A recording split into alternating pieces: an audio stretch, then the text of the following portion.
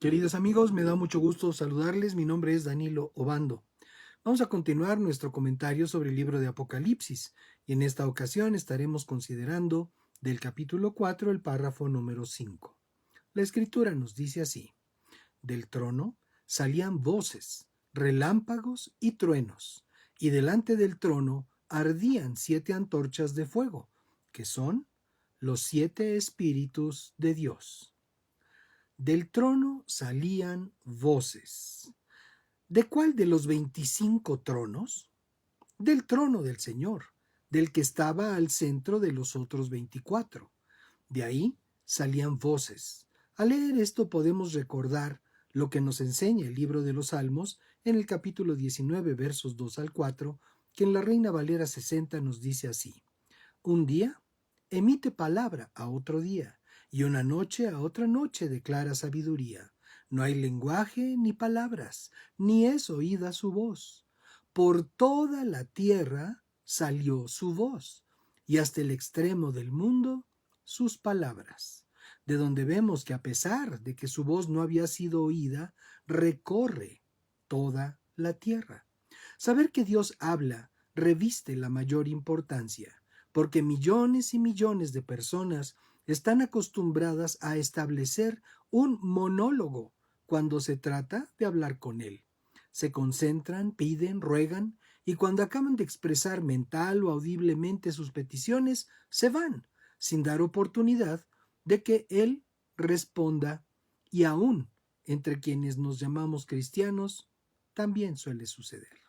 Dios habla, tiene voz. La voz que escuchó Juan, que le llevó a escribir estos mensajes y visiones, era una voz potente como de una trompeta. Y no sé si hayan tenido la experiencia de escuchar un sonido de trompeta potente cerca. Yo sí. Teníamos un grupo musical llamado El Nuevo Pacto, y en ocasiones al estar tocando juntos, él se colocaba detrás de alguno de nosotros y cuando sonaba su trompeta, nos dejaba sordos. El libro de Éxodo, en el capítulo 24, verso 16, nos presenta el momento en el que Dios llamó a Moisés, y en el libro de Números, en el capítulo 7, en el último párrafo, también hace referencia a la voz de Dios. El libro de Ezequiel, en el primer capítulo, en los versos 22 al 28, y además nos permiten ver la semejanza de la visión de Ezequiel con la de Juan que estamos comentando. Por encima de los seres vivientes podía verse una bóveda, semejante al cristal más hermoso, la cual se extendía por encima de ellos. Debajo de la bóveda, sus alas se extendían hasta tocarse la una con la otra, y con 2 de sus alas, cada uno de ellos se cubrían el cuerpo.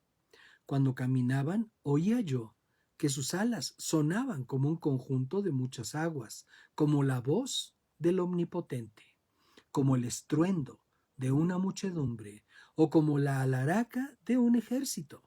Cuando se detenían, bajaban las alas, de modo que al detenerse y bajar las alas, podía oírse una voz por encima de la bóveda que estaba sobre ellos.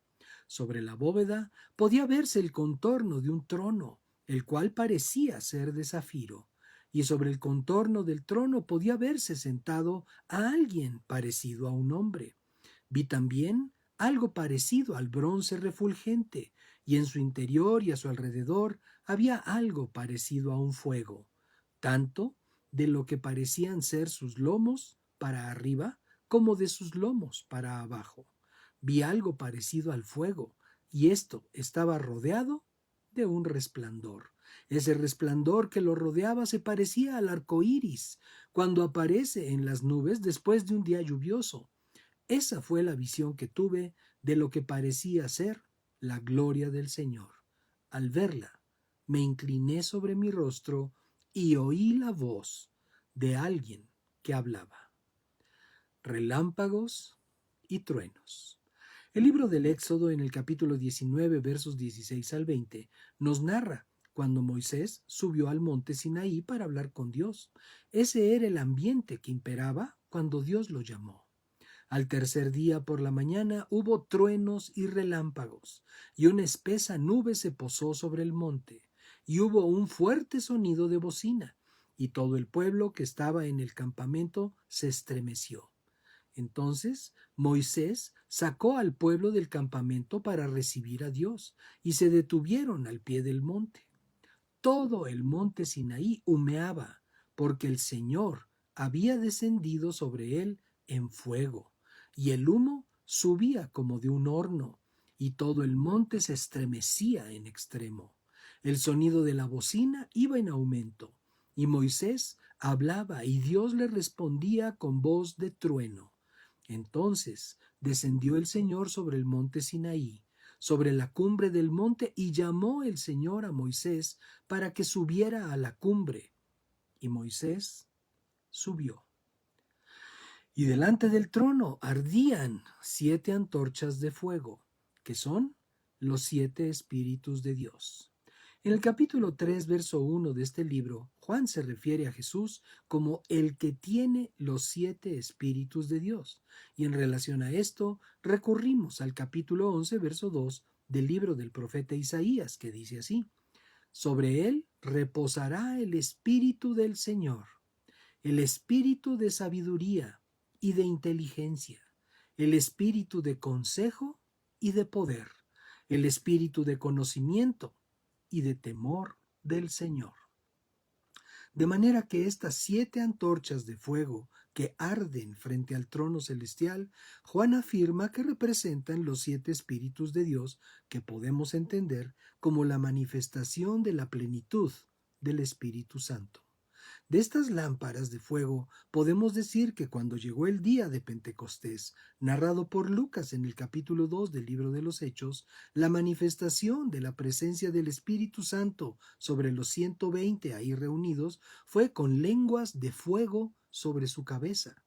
Cuando el salmista en el capítulo 92, verso 10 asegura que el Señor lo ungirá con aceite fresco, se refiere a la unción que proviene del Espíritu Santo. Pero tú me darás las fuerzas del búfalo y me ungirás con aceite fresco. De manera que las manifestaciones del Espíritu que podemos mencionar a este punto son 3: el fuego, el aceite y la paloma que descendió sobre Jesús cuando fue bautizado por Juan. Entonces, estas 7 antorchas encendidas frente al trono complementan la manifestación de la pluralidad de Dios. El que ocupa el trono, cuya imagen no es perceptible por el resplandor que le envuelve, las voces seguidas de relámpagos y truenos y las lámparas o antorchas ardientes frente al trono de Dios.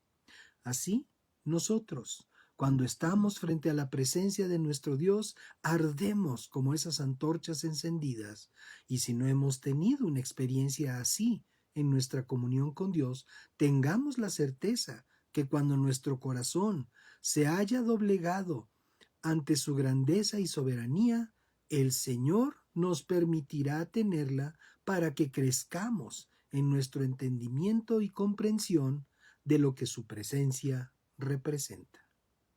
Bendiciones y paz. Nos vemos en la siguiente.